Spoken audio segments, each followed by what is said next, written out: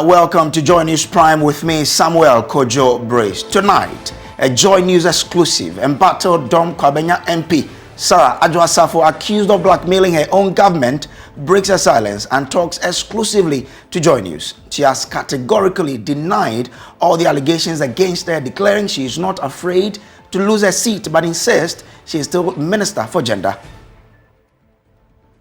I am not intentionally abandoning my duties and my responsibilities. I have served the people of Ghana for 12 years. That should tell people that there's really something that ought to be done. So will she cooperate with Parliament's Privileges Committee probe that may lead to her seat being declared vacant? I don't know that I've been invited. I have to be served, and I'm not aware that any such thing has been given to me. I'm just hearing it from you. Now, Special Prosecutor opens full investigations into suspected corruption and alleged unlawful acquisition of Achimota Forest land by late former Chief Executive of Forestry Commission, Kojo, also a free year, also known as Sir John. Now, another rainstorm to hit Accra, Cape Coast, Ho, and Takoradi tonight. We'll share the plight of one Kweku Payne with you. Government come, government go. No, this way come to this very place to help. But when they want to help, they just makate here. Where they don't have any problem for there, but they will just go there and help them. But we, even in Akfado, here we get very vote. Because I'm MPP, 100% MPP. Almost a week after the heavy rains hit Accra, some people are still counting their losses. Floodwaters are still receding from rooms, mattresses and furniture yet to dry, and food items are going bad. At Wager, some residents are blaming a new development for their fate. There is more in this report. Kweku Payne has lived here at McCarthy South for the past 30 years. He tells me he has never seen this kind of flooding until a new development started behind them. When it comes, look at the height, you see, where you see the height. Can you imagine? Then after that first rain, then second rain too, it happened on, I think on Sunday or Monday. Yes, that one too happened. You see, so it's a very big problem. Since when they started to feed this place, we talk. No. Midnight, sometimes midnight around 11, they started the trucks. They come around 10, 20 trucks. Nope. My mother, in fact, we are suffering. I don't understand. Auntie Sarah is a single mother of 4 and Kweku's landlady. She says the flooding increased as development grew rapidly in this area. Look at how they just put the building. Why the land is... I don't know. It's because the water can't flow. No gutter. They've seized the gutter. Okay. And at first, when somebody is putting on the building here, and you go to the assembly, they will come and stop work. Okay. Then they will see how to do it. Because here, there's no demarcation. No gutter. They are putting on the building anyhow. At first, it wasn't like that. Kweku accuses the Wejagbawe Municipal Assembly of neglect in trying times like this. Then the DC, every time you complain to DC will come. Since I was here, I haven't seen any DC. Government come, government go. No DC will come to this very place to help. But when they want to help, they just makate here. Where they don't have any problem for there, but they will just go there and help them. But we, even in Akfado, here we get very vote. Because I'm MPP, 100% MPP man. We talk, you call it DC will come tomorrow. No. For that DC, they no help us at all. From Wejagbawe, Samuel Kojo Brace for Joy News. All right.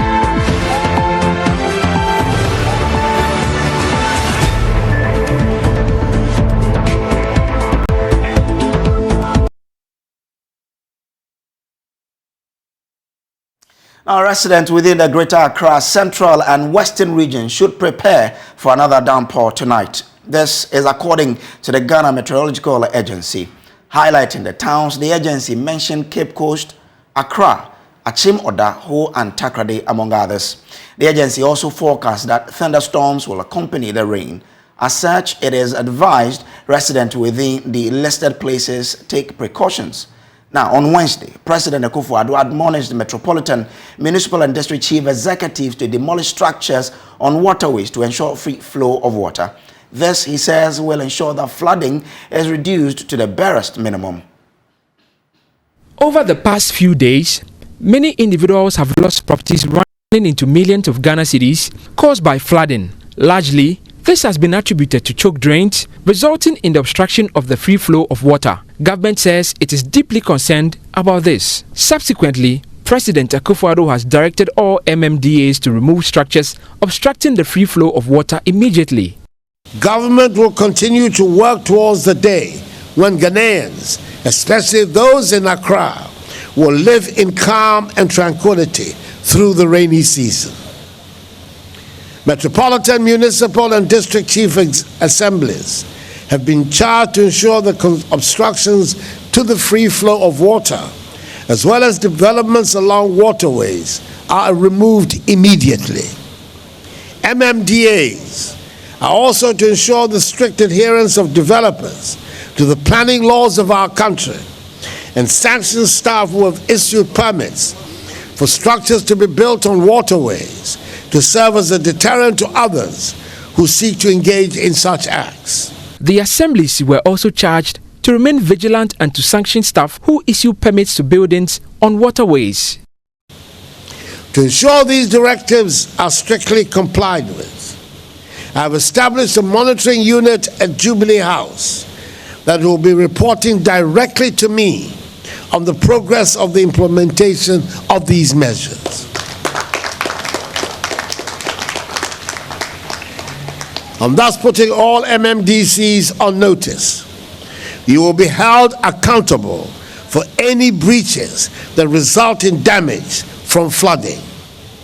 As President of the Republic, I will not allow the selfish acts of a few to jeopardize the collective futures of the rest of us. Minister for Works and Housing Francis Asensu-Boakye also admonished Ghanaians to desist from recklessly dumping waste into drains while government works to desilt them.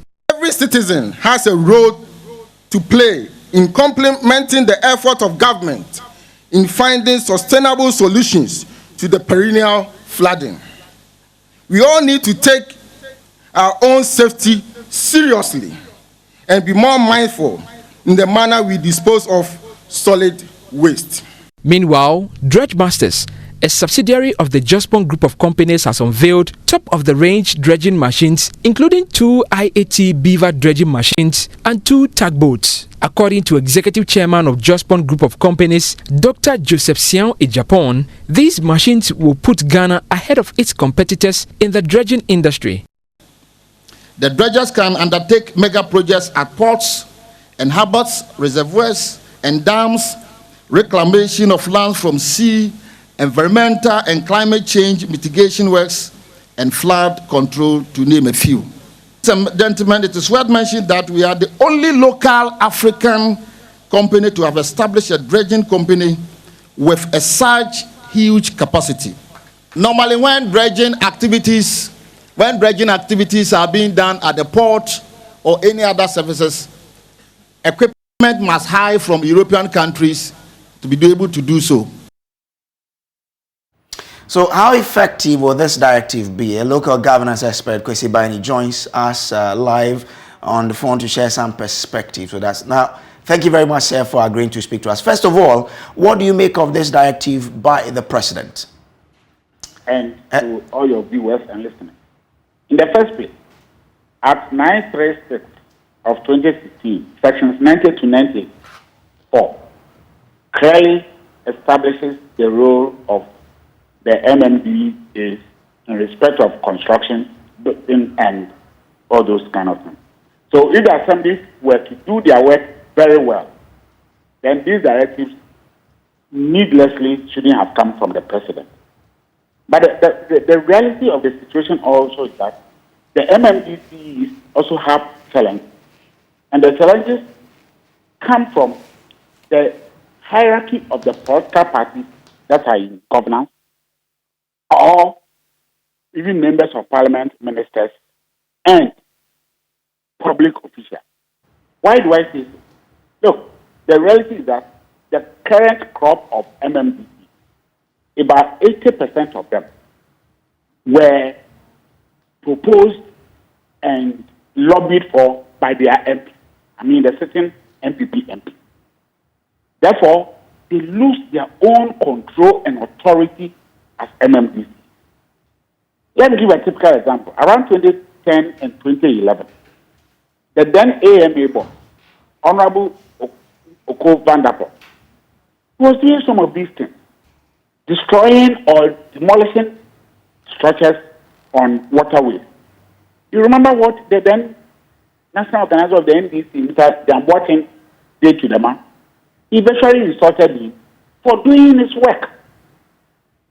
You understand? So the political interference in the works of the MMDC is so phenomenal.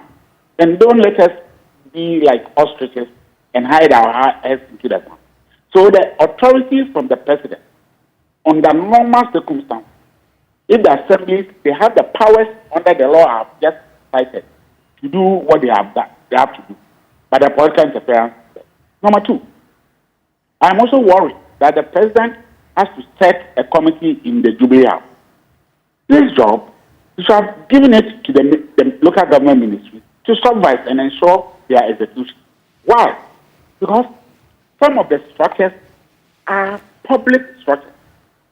Let me give you an example of a structure like the Kaneshie Market. Are you there? Yeah, I know. I'm listening to you. We are with you. So, the Kaneshie Market, for example, is a government structure. It's a part of the structures that is creating the problem around it. The Kaneshie Market is about 50 years old.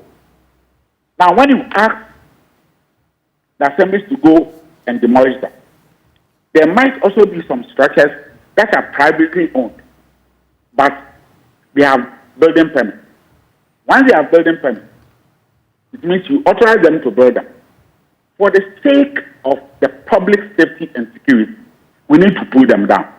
Now, when we pull them down, who pays the compensation? So we should bring in the Ministry of Local Government instantly, so that in situations where we have to pull structures that even have been given permit officially for the sake of public safety and security, then the government can come in and pay those compensations. Because sometimes the indiscipline is not about the inability of the assemblies to do what they have to do, but it's more of influence from the top. The man may not be a minister, he may not be an MP, but he's a financier of the ruling political party. And they use their influences and do things without even getting the permit, or get permits given to them when the areas that they are working is not supposed to even have the permit. So these are some of the challenges that confront the MMDC. So is your assertion that the president was speaking just for speaking's sake? Well, the law is there. I don't think the president even needed to say this, but except that they enforce them. Now, what are the problems? Why are the MMDCs unable to enforce those laws? There are influences. And the influences are political influences. Let's face it. The MP is either influencing the DCE, a certain minister is influencing the DCE, a party top hierarchy is doing that. Now that the president is asking them to do it,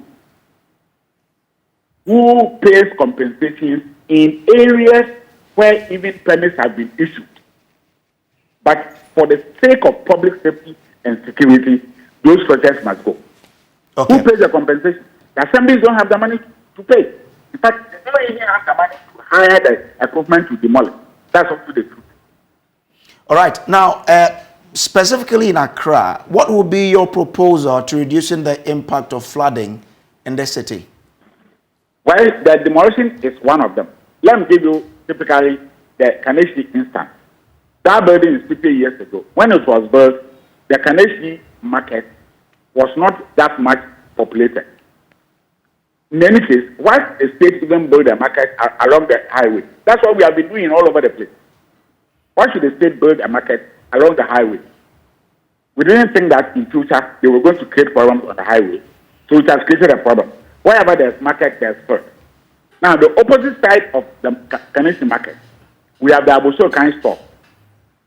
What do we buy there? Or what do they sell there? Spare parts. Rejected spare parts for Europe and other countries outside of Africa. They also create their own first. Around there, we also have the VIP station from Takoradi VIP station and Cape Coast. So that area is so choked. Okay. So we need to plan and relocate all these people.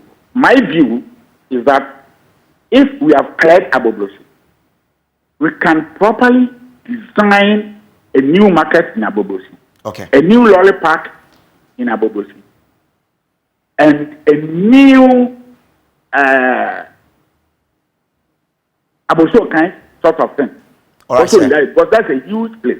Thank you, Once Chief. these areas are properly designed for a market, a lorry park, and the Aboso kind spare parts dealers, then we'll pull down the Kanesi market. We can still use the space for something else other than market. Okay, So thank you very much, Okay. Mr. Bani.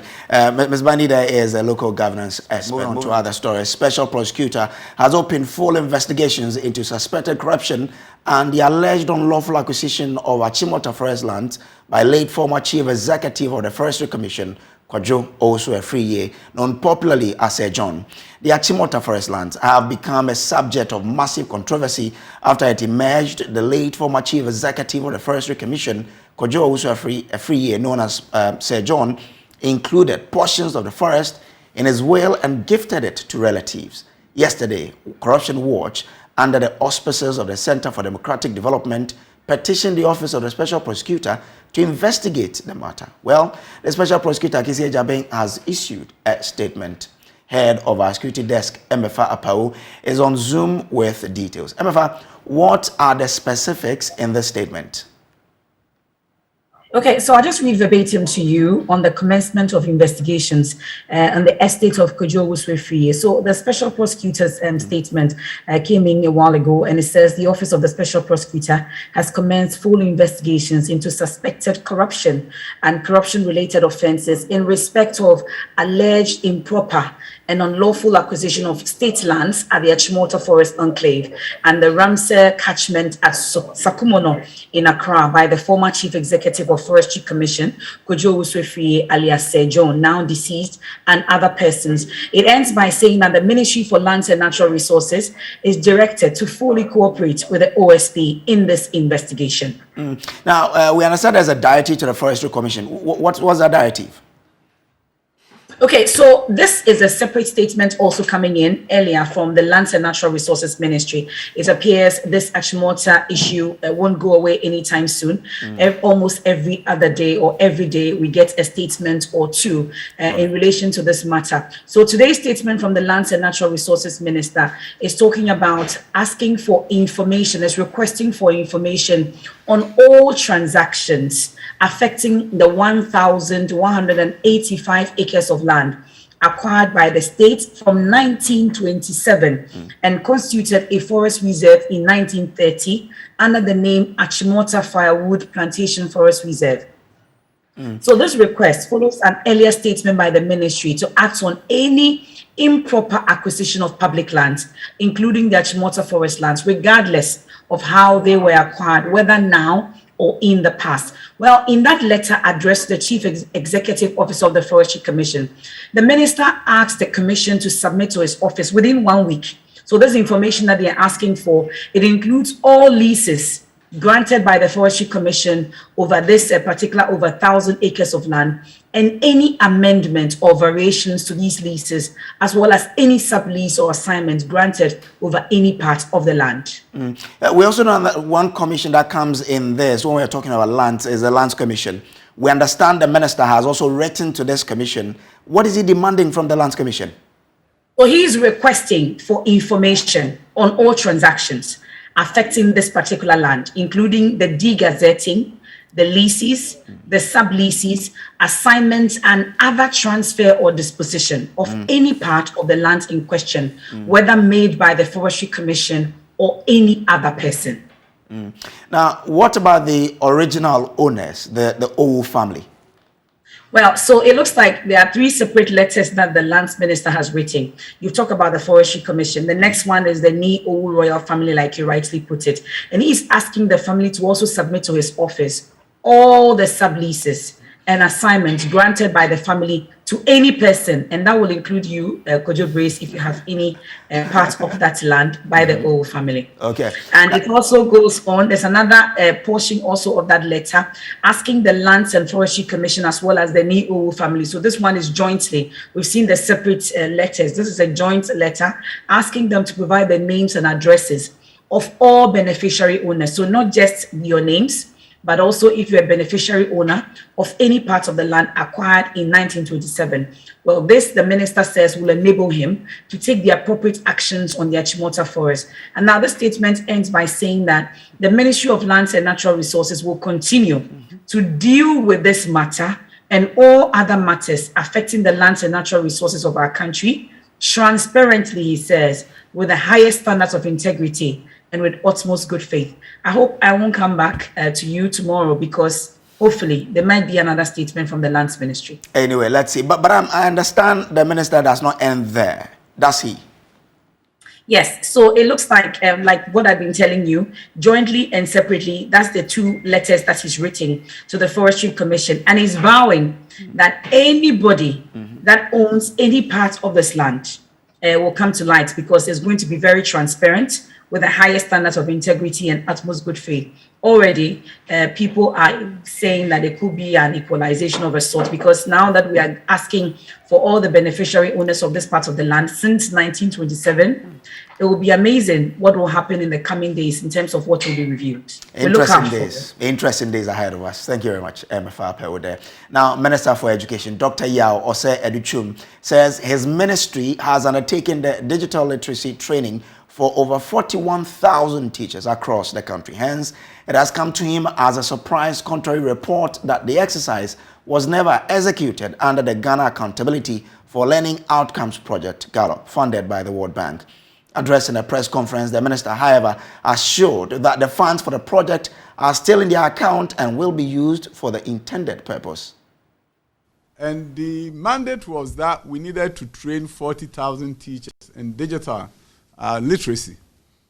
So the Ministry of Education, that is the implementation agency for that component of the funding, embarked on the project of training 40,000 teachers. Platform was created. On that platform, teachers went there and they did the training. At the time that the project was about to come to an end, we have trained over 41,000 teachers.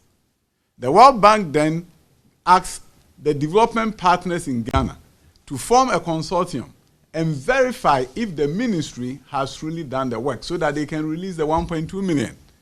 The development partners then came, looked at the platform, verified the list of people on the platform, and came to the conclusion that the work has been done. They sent me a letter congratulating me for having met the benchmark that they set for us, and therefore wrote to the World Bank to release the 1.2 million so that we can use the 1.2 million to embark of the project that will improve teaching and learning in the GALLOP schools. As I speak with you, the amount is sitting in our account, ready to be used for its intended purpose, buying furniture, buying teaching and learning materials, ensuring that in GALLOP schools, everything that they need can be done using the 1.2 million.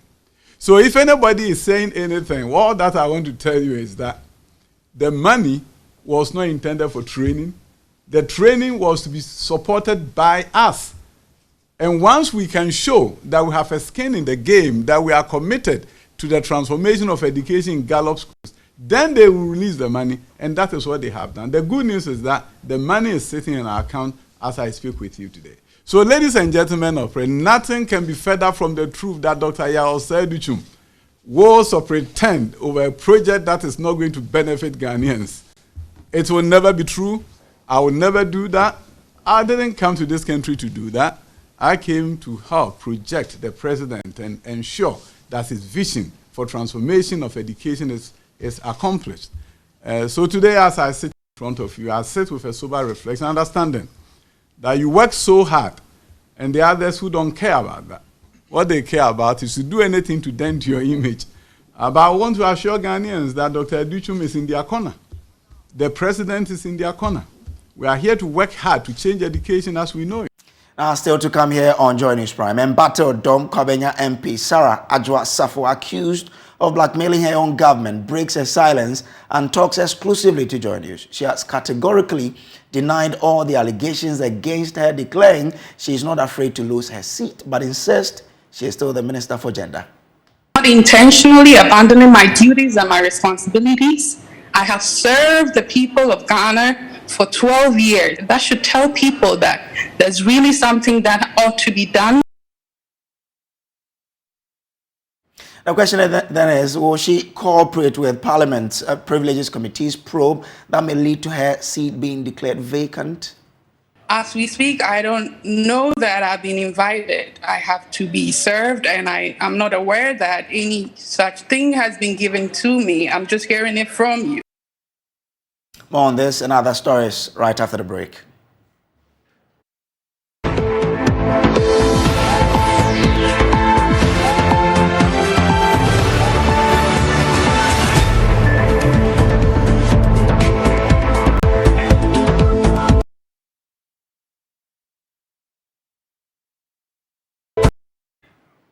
Well, the Speaker of Parliament, Alban Bagbin, has revealed that Parliament is lacking the needed funds to run its operations. He cautioned the Finance Minister against treating Parliament like a ministry or MMDA and rather make funds available for the effective running of Parliament. Now, according to the Speaker, the situation, if not checked, will halt activities of the House. Commencing proceedings today. And I mentioned that we were meeting some challenges at the printing department. Almost all our machines are down except one. And the previous parliaments have made efforts to try and get replacement. The Parliamentary Service Board is still working on those reports. We're not getting the necessary financial support to buy new ones. Even though the board has given approval, we are still sourcing funding, and it's not there. What many of you don't know is that even us at this time, we don't have any releases from the Ministry of Finance for us to run Parliament. So we'll be running Parliament on some areas of last year. It's not easy. And so sometimes you see your request for me to approve for you to do some things are declined. It's not because I love declining your request. It's because we don't have the wherewithal to fund those operations. And I think the Minister of Finance should not treat Parliament like a ministry or MDA. I will emphasize this again. This is an arm of government. We are not part of the MMDAs. We have even been written to reduce our budget in some areas by 50%. Yes. And so if they want Parliament to run aground, they should let us know. The Speaker is not ready and prepared to be blamed for inability to get Parliament going on just because we are not getting the necessary funding. Others may have some hesitation in saying it. I don't have. But in a sharp response, the Majority Chief Whip assured Parliament of government's commitment in releasing the necessary funds for the effective running of Parliament. And Speaker, you know, on any day, I will do your bidding in things like this, that will go to solidify and speaking to the welfare of Parliament as an arm of government. But Speaker, we also need to concede. Colleagues, would you listen to me? Maybe you should listen to me in silence.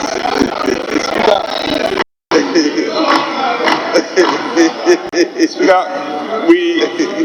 while we are lamenting, we also need to concede that the government has also shown an attitude to engage. And several times we have engaged at that high level. So, Speaker, not to belabor the point, I want to assure you that we will do the needful, everything and anything within our means to engage further and ensure that ultimately we'll be able to resolve these matters. Speaker, taking the matter further, there are also some statutory payments that have been outstanding for a while. The refreshing news is that the Finance Ministry is just about making payments in terms of NHIA, Get Fund, and Common Fund to ensure that we ultimately meet and deal with the arrears. So, yes, it's a genuine challenge, and it's not limited to only our country. Globally, we have a challenge as a country, as a continent. But the good news is that the government is ready to deal with it. So we can just rest assured. So we can rest assured in the few weeks ahead of us, all of us will witness the massive changes that we are all desirous of seeing. She was at one point Ghana's most wanted MP. She was wanted by the presidency, parliament, and her party. They needed her to back their numbers in parliament to approve government's most critical revenue measure, the e-levy, without which the finance ministry had said the economy will probably collapse. Well, for 8 months, try as they did, no one could find her.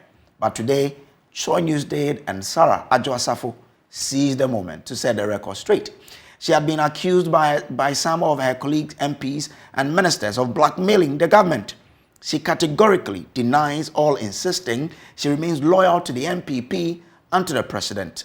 For the benefit of all who could not listen to the interview on the Pulse on the Joy News channel this afternoon, here is the full interview with my colleague, Blessed Soga. There's a lot waiting for you. In fact, in Parliament, the processes and the hearings have started. Obviously, here some of your colleagues, including yourself, who've not been present in the House for some time now. Are you willing to appear before the committee? Are you willing to return and appear? Definitely, I will return. As you know, my son has been unwell, and that is why I had to come here to the United States to, be the mother and the best mother that I could be. And I'm still here, making sure that all that is settled with my son and all the authorities and the school, and it's still ongoing. I've been a deputy leader of Ghana's parliament, and I know the rules, and I know that the Privileges Committee wants me to be in parliament, but as we speak, I don't know that I've been invited. I have to be served, and I'm not aware that any such thing has been given to me. I'm just hearing it from you. So all throughout the process, when it was announced even by the Speaker that you'd be facing the committee, no official document has come to, not even your office in Ghana, communicating that to you officially? No. So this would then mean that you will not be appearing before the committee?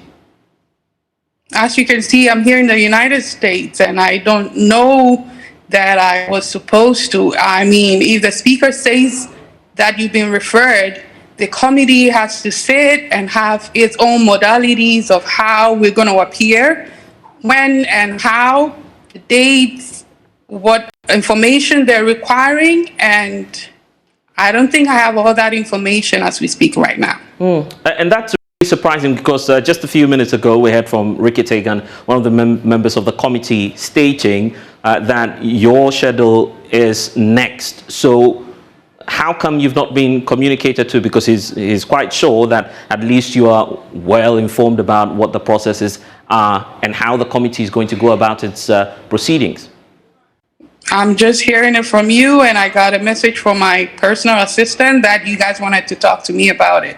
And that's why I showed up right now. Well, let's talk about this. Beyond the committee as well, we know certainly that you're a member of parliament, so parliament is back from recess, and there are concerns as to whether or not you would return and continue to function as a member of parliament. Are you going to do that? Because aside the committee requirements, you are also a member of parliament and you've been elected by your constituents, but you're not showing up in parliament. So parliament is back. Will you be returning? I will be returning, definitely, to serve my people. I lead and serve the people of Domikwabenya. And I've done that for the past 12 years, and I know exactly what my responsibilities are. And I'm definitely going to do that. But as you know, my son is unwell, and he has to transition to school. And as a mother, I have to ensure that all that is settled before I can resume my duties.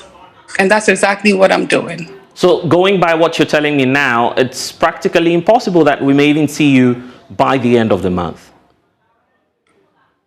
With God, everything is possible. We've been praying. I've been doing a lot to support my children, which I'm required to do by law. And as you know, they're in a foreign land, and I have to comply with whatever I'm directed to. And until all that is sorted out, I have to do what I have to do, and then I'll return to my duties. So we have to rule out. We have to rule out next week. So we have to rule out next week. You may not return next week. If I'm served and I look at the condition and the circumstances right here, and I'm able to, why not? But I've not been served earlier. I told you that. So let's go into the conversation. And I know the rules. Right. And I've been a practicing lawyer for 18 years, and I don't have to be served through Joy News, and I don't have to be served through a third party. And as we speak now, I don't think I've received any such communication or service from Parliament, and that's why I'm still here. But this controversy goes beyond your absence in Parliament. In fact, there's a lot of reaction from even party members. You're a member of the new Patriotic Party. A lot has happened, and I'm sure that you've been monitoring all of the developments as well. But here's the opportunity for us to know your side of the story. We've heard from your party, we've heard from your colleagues in Parliament as well. What's the Adwoa Safo story? The Adwoa Safo story is exactly what I've told you about, and that's what communication I have sent to His Excellency the President, and he's very much aware of what is happening to me and my family. And that's what I expect every Ghanaian to understand, that I am not intentionally abandoning my duties and my responsibilities. I have served the people of Ghana for 12 years. I entered politics when I was young, and I have done it. And there has not been any past record of me absenting myself like this. That should tell people that there's really something that ought to be done with family, and I know that you will put family first. So they should all start praying and keep praying for us, and I know with God everything is possible, and we're going to pull through it. I mean, everybody obviously would put family first, but that wasn't the narrative. Even from the likes of Kennedy Japan, who we understand is very close to you, these are persons who went out publicly to state that it appears you were intentionally refusing to show up in Parliament. In fact, they go on to give some chilling accounts of how, for instance, the Chief of Staff came to your office or your house just to personally plead with you to support your party. Why did you give up on the NPP? I haven't given up on my party. I am still very loyal and committed to the party and to His Excellency the President. And I have had a record of the 2012 election petition from Domikwabenya. That is what landed all of us in power today. And I will be the last person to put that fight, that courage, and that record that I fought for into disrepute at this time. So I'm not going to respond to third parties, what they think and what their opinions are, but I want everybody to listen to me. And what I'm saying is that I am still committed to the party. I'm still committed to the government, and I'm still committed to His Excellency the President and his family. I mean, you are a politician, so you understand the importance of public opinion, the opinion of the delegates. In fact, your constituents also matter, so your narrative is also crucial. We've heard, for instance, that arrangements were made to you in the wake of the consideration of the e-levy, for instance, for you to appear in Parliament. Some tickets were flown out to you just to try as much as possible to get you to add to the numbers. You didn't, of course, listen to the leadership of your party, and they're beginning to get worried. I debunk all that allegations, and they say silence is golden, because when people throwing stuff at you that are not true and you respond immediately, you don't make sense to the people. And that is why I've kept quiet all these days and months, listening to what everybody got to say. But what I know and what I'm telling the people of Ghana is that I had issues with family that I had to take care of. And that's exactly why I had to stay back. And when I had to come, I did come. And when it was out of my hands that I couldn't do anything about it, I couldn't make it. And that's what it is. You're talking about the fact that the president is well aware of your condition. Is that possibly why he's keeping you at post as gender minister? Some have argued that by now you should have lost your job.